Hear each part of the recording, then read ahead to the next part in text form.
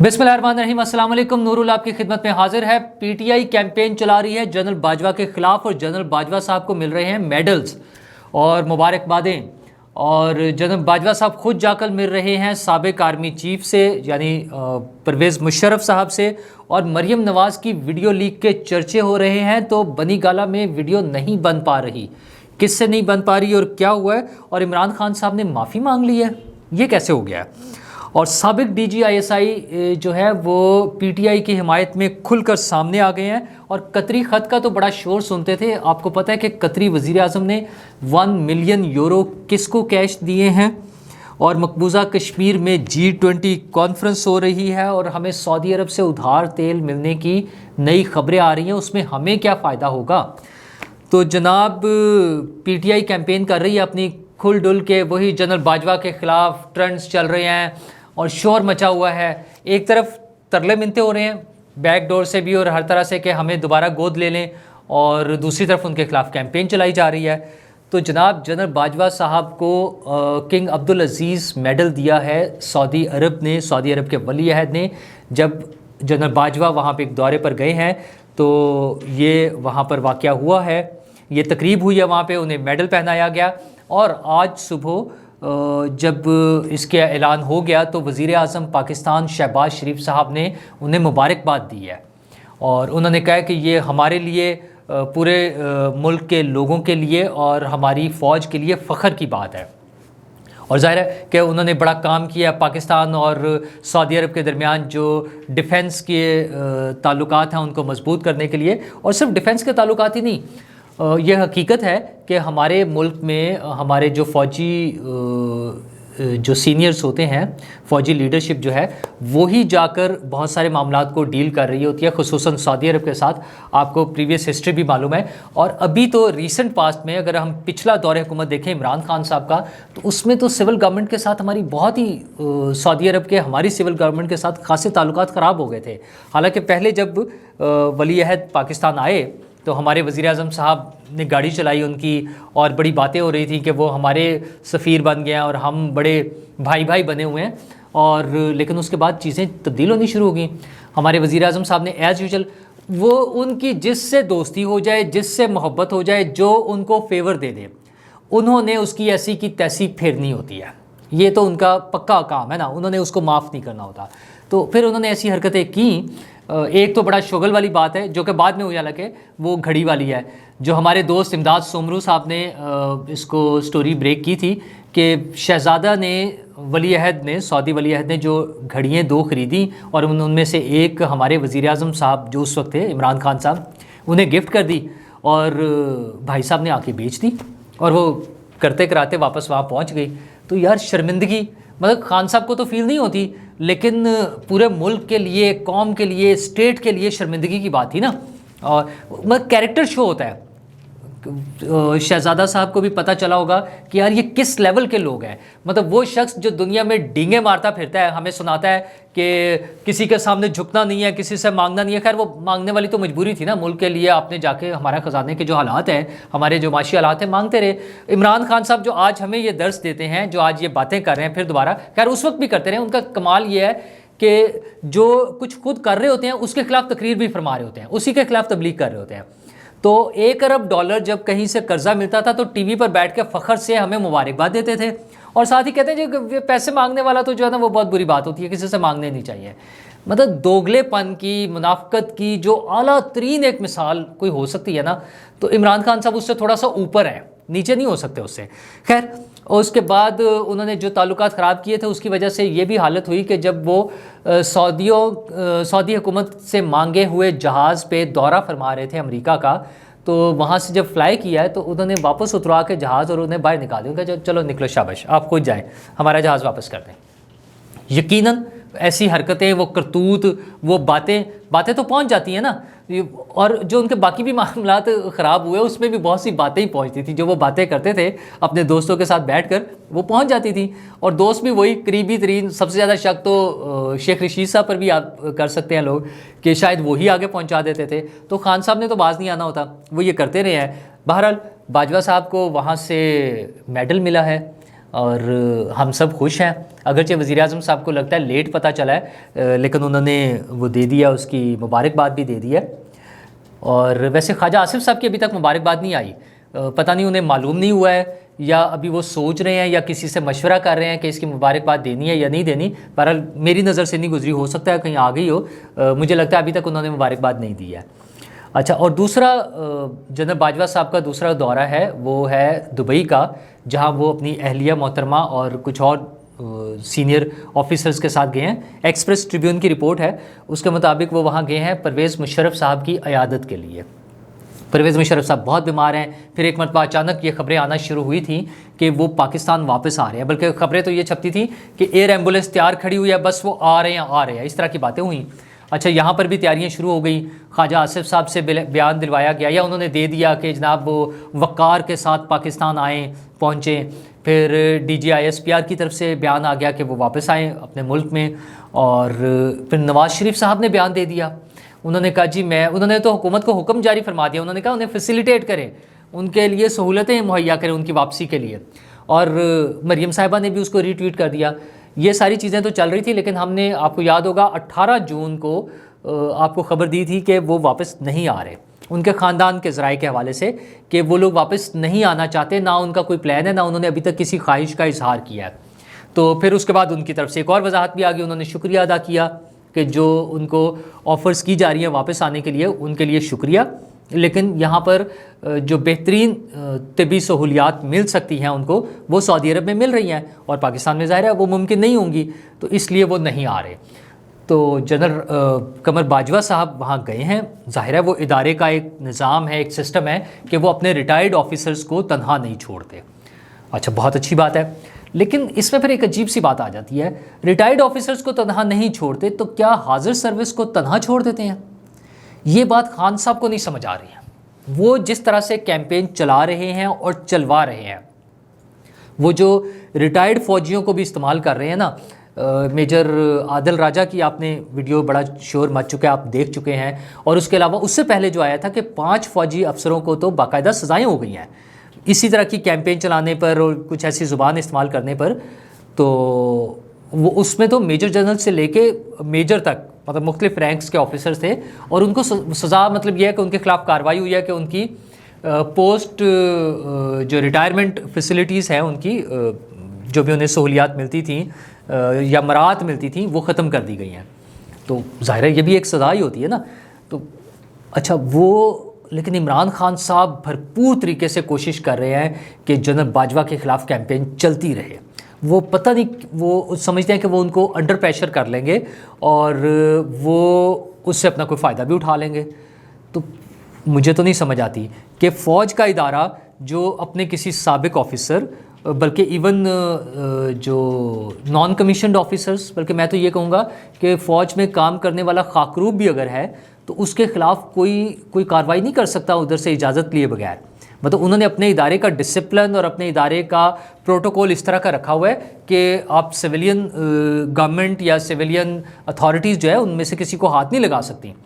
اچھا بھائی، رولز ہیں، آپ اگر کسی کو اس پر اعتراض ہے، کوئی یہ سمجھتا ہے کہ یہ ٹھیک نہیں ہے تو تبدیل کرا لے، حکومتیں بنتی ہے نا، آپ اتنے سارے اور کام کرتے ہیں تو اس کو بھی تبدیل کرا لیں۔ تو ابھی تک تو یہی ہے۔ تو اس میں رہتے ہوئے عمران خان صاحب کیسے گین کرنا چاہ رہے ہیں؟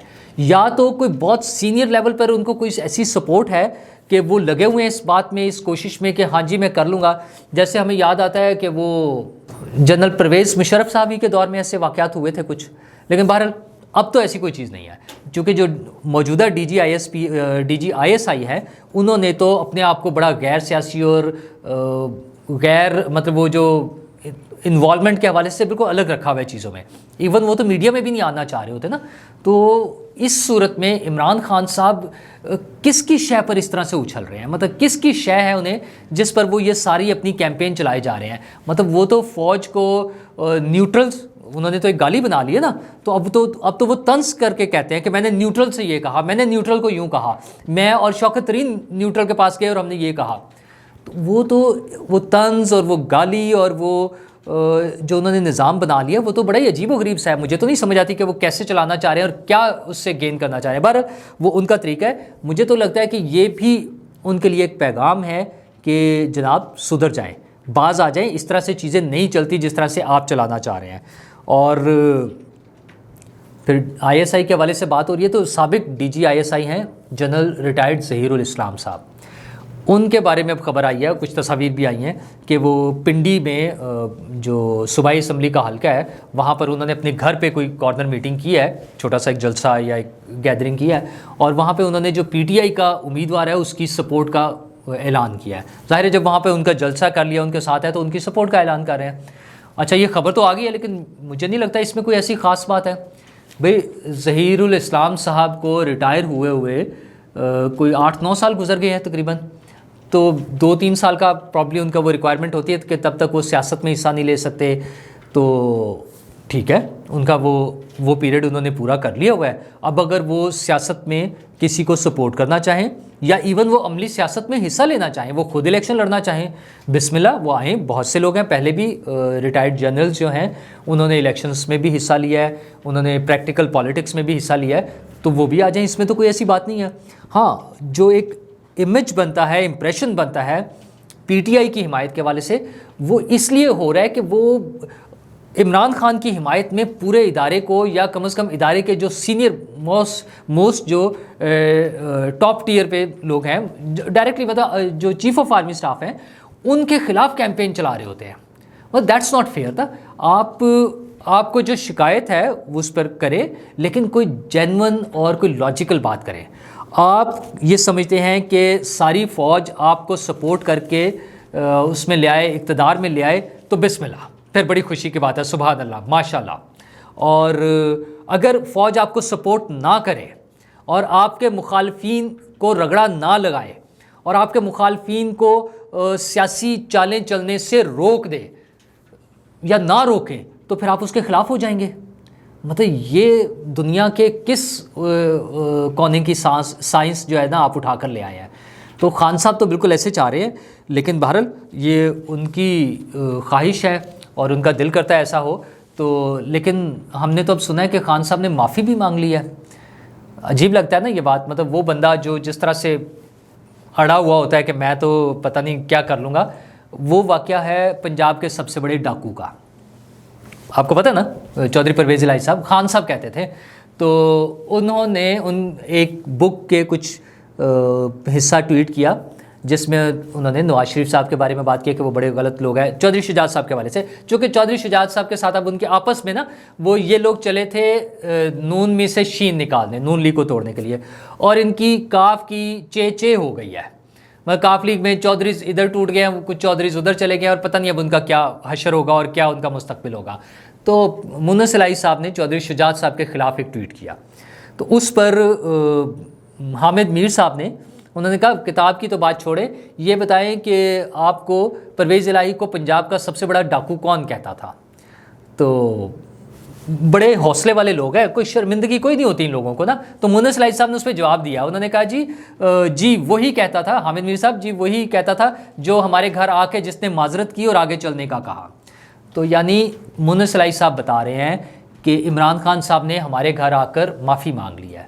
تو عمران خان صاحب اور ان کے جو بہت بڑے بڑے اسپوکس پرسن ہیں, اپنا ڈاکٹر شہباز گل صاحب اور فواد چودھری صاحب, اور اب تو فیاض چوہان صاحب بھی وہاں پر چلے گئے ہیں. تو یہ لوگ کچھ اس پہ بتا دیں کہ کیا واقعی عمران خان صاحب معافی مانگ چکے ہیں, اور کیا ان میں اتنی ہمت ہے کہ وہ اپنے جھوٹ پر صرف ہنس کر, جیسے وہ 35 پنکچروں پر کرتے تھے, وہ ہنس کر ٹال دینے کے بجائے ہمت کر کے معافی مانگ لیں. یار کہیں تو گریس دکھائے نا انسان کہ ہاں یار یہ مجھ سے غلط ہوا تھا, سوری. تو ممکن ہے انہوں نے اقتدار کی خاطر, ظاہر ہے انہوں نے اپنے کرسی بچانی تھی نا, اس وقت تو ان کو جان کے لالے پڑے ہوئے تھے, کرسی جا رہی تھی, تو اس وقت تو ان کے گھر چلے گئے تھے, پاؤں پڑ گئے ہوں گے جا کے. تو یہ ضرور ممکن ہے کہ انہوں نے معافی مانگ لی ہو. تو ان کے لیکن بنی گالا میں جو ہو رہا ہے وہ بھی بڑا مزیدار چیزیں ہو رہی ہیں. اب وہ کہہ رہے ہیں کہ یہاں پہ ویڈیو بنانے کی کوشش کی ہے نون لیگ والوں نے اور ہم نے اس کو پکڑ لیا. اچھا خیر, یہ تو انہوں نے تو جو پکڑا ہے اس پہ بات پہ کریں گے. اس سے پہلے شور مچا ہوا ہے کہ مریم بی بی کی کوئی ویڈیو لیک ہو گئی ہے, وہ آ گئی ہے ان کے پاس. اچھا وہ کیا آئی ہے ابھی تک وہ تو نہیں, وہ بتا رہے ہیں کہ جب وہ نیب کی حراست میں تھی نا اس وقت ان کے پاس موبائل آ گیا تھا. اچھا جی بالکل ممکن ہے آ گیا ہو, یہ بات ہے اگست 2019 کی شاید. تو ہمارے ہاں یہ روٹین کی باتیں ایسے جو بھی انفلوئنشل لوگ ہوتے ہیں. مریم نواز تو سابق وزیر اعظم کی بیٹی, اپنی پارٹی کی مین ایک لیڈر ہیں. تو یہاں تو عام جو لوگ تھوڑے سے پیسے والے ہوتے ہیں, بزنس مین ہوں, جو سرکاری افسر رہے ہوں, کوئی بھی ہوں, نیب کی کسٹڈی میں انہیں بہت ساری سہولتیں ملتی تھیں.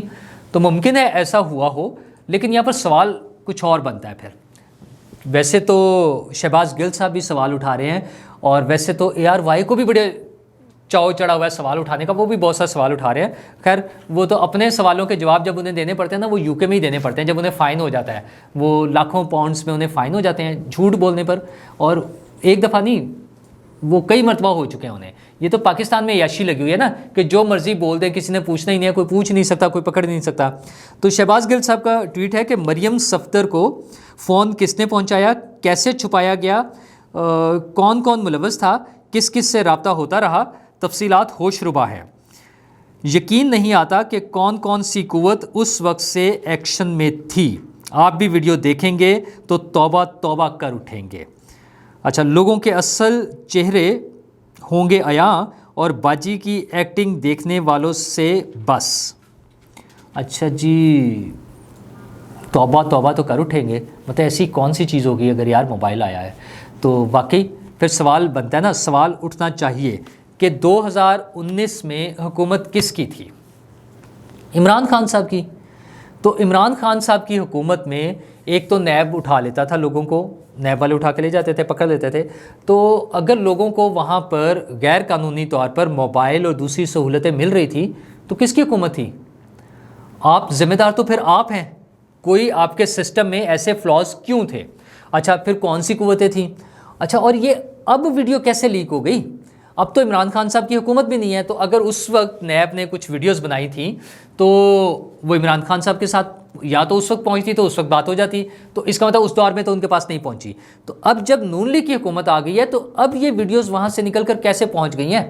شہباز گل صاحب, آپ ان باتوں کا جواب دیں کہ یہ کیسے وہاں پہنچی ہیں. اور ہاں, اگر کوئی قوتیں ہیں جو ایسا کام کر رہی تھی تو بے نقاب کرے, انہیں بتائے, ذرا کھل کے بات تو کرے نا, آ جائیں میدان میں کہ جناب یہ لوگ تھے اور انہوں نے یہ ویڈیوز بنائی اور ہمارے قابو میں نہیں تھے. کیونکہ خان صاحب تو ویسے بھی ہر چیز کے لیے ہاتھ کھڑے کر دیتے ہیں کہ مجھے نہیں پتا تھا, مجھے تو پتہ ہی نہیں تھا, کسی بھی چیز کا نہیں انہیں پتا تھا. وہ تھے جسٹس فائز عیسیٰ کے خلاف کیس چلا گیا, وہ مجھ سے غلطی ہوگی, مجھ سے کروا لیا, فلاں کام وہ مجھ سے فلاں نے کروا لیا. او یار, آپ کو گو کوڑے تھے, آپ کیا تھے وہاں, کٹ پتلی تھے آپ, کیسے چل رہے تھے آپ؟ اچھا, وہ فلاں کو, میرے بندے کو الیکشن ہرا دیا, میں اس کو وزیر بنانا چاہ رہا تھا, وزیر اعلیٰ بنانا چاہ رہا تھا, اس کو گرفتار کروا دیا. خان صاحب, آپ کیا کر رہے تھے؟ آپ اقتدار کے نشے میں اتنے مدہوش ہوئے تھے کہ آپ کو پتہ ہی نہیں چلتا تھا کہ کون کیا کر رہا ہے. آپ وزیر اعظم تھے. اچھا, DG ISI کی تقرری ہونی تھی تو میں نے انٹرویوز کیے, میں نے اس کے بغیر جانے نہیں دیا.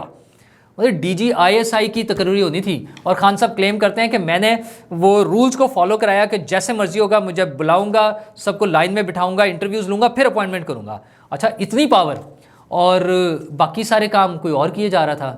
خان صاحب, کیا دوگلی پالیسی ہے یار. کسی ایک طرف رہے نا, یا تو آپ کہیں میرے پاس کوئی اختیار نہیں تھا, اور اختیار تھا تو پھر باقی چیزیں, وہ نواز شریف صاحب باہر چلے گئے جی, جھوٹی رپورٹیں تھیں. رپورٹیں کس نے اپروو کی تھی؟ ڈاکٹر فیصل نے, ڈاکٹر یاسمین راشد نے, جو آج کل ہیرو بنی ہوئی ہیں آپ کی, یہ وزیر صحت تھی نا پنجاب کی. اچھا, تو پنجاب میں حکومت آپ کی, وزیر صحت آپ کی, ڈاکٹر فیصل کو آپ نے اسپیشلی مانیٹر کرنے کے لیے بھیج دیا. پھر نواز شریف صاحب چلے گئے آپ کے بقول جعلی رپورٹوں پہ. تو وہ جعلی رپورٹیں کس نے پاس کی حضور؟ ان کے خلاف کارروائی کیوں نہیں کی کبھی؟ ہمیں جو باتیں سناتے رہے ہیں, تو خیر یہ ان کے شغل ہے. آج بھی جب وہ جلسے میں آئے ہیں انہوں نے پھر ایسی باتیں کی ہیں کہ جو منحرف اراکین تھے ہم ان کو شکست دے دیں گے, میں ساتھ کھڑا ہوں ان کے, میرے جو کینڈیڈیٹس ہیں میں ساتھ کھڑا ہوں. ایک تو وہ جلسوں سے بھاگ گئے ہیں. کوئی بڑا جلسہ کرتے نا, آج ذرا لاہور آئے تھے آپ, 4 حلقوں میں الیکشن ہو رہا ہے صوبائی, مطلب بڑا وہ بن جاتا نا, تو آپ لاہور میں بڑا جلسہ کر لیتے. وہ تو آپ کو توفیق نہیں ہوئی, ہمت نہیں ہوئی. اچھا, ہو سکتا ہے کوئی وہ روحانی علوم جو تھے اس میں ذائچے میں نہ نکل رہا ہو, یہ بھی وجہ ہو سکتی ہے ویسے تو. لیکن بہرحال اگر ان میں ہمت تھی تو انہیں جلسہ کر لینا چاہیے تھا. تو وہ چھوٹی چھوٹی سی جلسیاں جو آج انہوں نے کی ہیں اس میں انہوں نے وہی باتیں دہرائی ہیں کہ ہم جیت جائیں گے, ہم یہ کریں گے. تو بھائی جان, یہ آیا کھڑا ہے 17 جولائی, چند دنوں کی بات ہے, تو لگ پتہ جائے گا کہ کون کتنے پانی میں ہے. اور اس کے علاوہ یہ ہے کہ وہ جو میں نے کہا نا قطری وزیر اعظم نے 1 ملین یورو دیے ہیں کیش. وہ کس کو دیے ہیں؟ وہ جناب دیے ہیں پرنس چارلز کو. اچھا، اور پتہ یہ چلا ہے کہ وہ 3 ملین ٹوٹل دیے ہیں اور کیش دیتے تھے. اور پرنس کے اب جو ذرائع ہیں ان کی طرف سے آیا ہے کہ وہ ان کے خیراتی ادارے کو جو صحت اور دوسری سہولیات لوگوں کو مہیا کرتے ہیں اس کو دے دیے گئے ہیں. اچھا، ممکن ہے ایسا ہی ہوا ہو، لیکن وہاں کی پولیس اس کی تحقیقات کر رہی ہے. تو اور وہ ہماری طرح کا سسٹم نہیں ہے وہاں پہ کہ آسانی سے بچ جائیں. اگر وہ اللیگل ثابت ہو گئے تو اس پہ ہنگامہ ہوگا، اس پہ کارروائی ہوگی. وہ چاہے شہزادہ چارلز ہیں ان کے خلاف کارروائی ہوگی. ہمارے شہزادہ عمران خان کی طرح نہیں ہے کہ گھڑیاں بیچ دیں. بیگم صاحبہ پر الزام ہے کہ انہوں نے ہیرے لے رہی تھیں، وصول کر رہی تھیں. بیگم صاحبہ کی جو فرنٹ لیڈی تھیں فرح گوگی، ان کے نام پہ زمینیں منتقل ہوئی ہیں، اربوں روپے کی زمینیں. ملک ریاض صاحب انہیں 250 کنال 150 کنال 450 کنال زمینیں دے رہے ہیں. اور وہ جو یونیورسٹی کے نام پہ ہے القادر ٹرسٹ بنا کے، وہ تو قادر ٹرسٹ کے جو ٹرسٹیز ہیں وہ کون ہیں؟ عمران خان صاحب اور بشرا بی بی صاحبہ. ان دونوں کے نام زمین آئی ہے 450 کنال ملک ریاض صاحب سے. کھا پی گئے، کس نے پوچھنا، کون پکڑے گا انہیں. اور جناب سعودی عرب سے ادھار تیل مزید ملنے کی امید بن گئی ہے. اچھا، وہ تو مل جائے گا، ہمیں بہت امید ہے. اب تعلقات ٹھیک ہو رہے ہیں نا، عمران خان صاحب والا دور تو مک گیا. تو اب نون لیگ کی حکومت ہے، جنرل باجوہ صاحب کو وہ میڈل دے رہے ہیں تو ہمیں تیل بھی دے دیں گے. لیکن وزیر اعظم صاحب، مفتاح صاحب، کیا اس تیل کا کوئی ہمیں فائدہ ہوگا یا ہمارا تیل ہی نکالنا ہے آپ نے؟ یہ اگر ادھار پہ مل رہا ہے، کوئی ریلیف آپ کو مل رہا ہے تو کوئی ریلیف ہمیں بھی پاس آن کر دیں کم از کم. اب تو وہ کہتے ہیں نا، وہ ڈرا کر کچھ چیزوں پہ منا لینے والی بات جو ہے کہ اب تو ہم اس بات پہ بھی تیار تھے کہ اچھا چلے جو انٹرنیشنل پرائس ہے اس کے مطابق ہی کر لیں. تو اب آپ نے ہمیں پھر ایک وہ خوفناک قسم کا خواب دکھایا ہوا ہے کہ 50 روپے آپ نے ٹیکس بھی لینا ہے. وہ حضور کس بات کا؟ کیا آپ کو نظر آ رہا ہے کس کے پاس اتنے فالتو پیسے آپ کو نظر آ رہے ہیں؟ پچھلے 4-5 سال میں لوگوں کی انکم کہاں چلی گئی ہے؟ مطلب وہ روپی ڈی ویلیو ہونے کے ساتھ ساتھ آپ دیکھیں نا اس کی ویلیو کیا رہ گئی ہے. اچھا، لوگوں کے کاروبار ڈاؤن ہو گئے ہیں یار. اچھا، اور یہ ساری چیزوں کے ساتھ آپ سمجھتے کہ آپ ہم پر اور ٹیکس لگائیں گے؟ تو کوئی خدا کا خوف کھائیں یار. آپ ایک انڈسٹری چلا رہے ہیں، اس کے حساب سے نہ سوچیں، ایک عام آدمی کے حساب سے بھی سوچیں. اس نے کوئی 2-3 وقت کی روٹی کھانی ہوتی ہے. یوٹیلیٹی بلز جو ہے وہ آپ نے پہاڑ بنا دیے ہیں. بجلی کے بل، اور یہ بھی چند دنوں میں جو اور اگلے 1-2 مہینے میں آنے شروع ہو جائیں گے، گیس کے بل اور پانی کے بل. یہ سب چیزیں بہت مشکل ہو جانی ہیں لوگوں کے لیے. تو یہ 17 جولائی کا الیکشن واحد الیکشن نہیں ہے، یہ بجٹ اکیلا بجٹ نہیں ہے. خیر آپ پر تو بجٹ کا مسئلہ ہی کوئی نا، آپ نے تو روز نیا بجٹ دے دینا ہے. عوام کے لیے سوچیں، یہ عوام آپ کی طاقت ہیں. نواز شریف صاحب، شہباز شریف صاحب، آصف زرداری صاحب، یہ آپ سب لوگوں کی طاقت عوام ہیں. ان کے سر پر آئیں. آپ نے یہ سوچ لیا کہ شاید ہمیں کوئی اور لے آیا ہے ہم اس پہ چلتے رہیں گے، وہ لمبے عرصے کے لیے نہیں ہونا. وہ پھر اسی طرح اگر کوئی آپ کو لایا نا تو پھر کوئی آپ کو اتار بھی دے گا، پھر کسی اور کو لے آئے گا. تو اس لیے عوام پہ بھروسہ کریں، عوام کے ریلیف کے لیے کام کریں، ان کے لیے کچھ سوچیں تاکہ آپ عوام کی طاقت کے سر پر دوبارہ حکومت میں آ سکیں. شکریہ.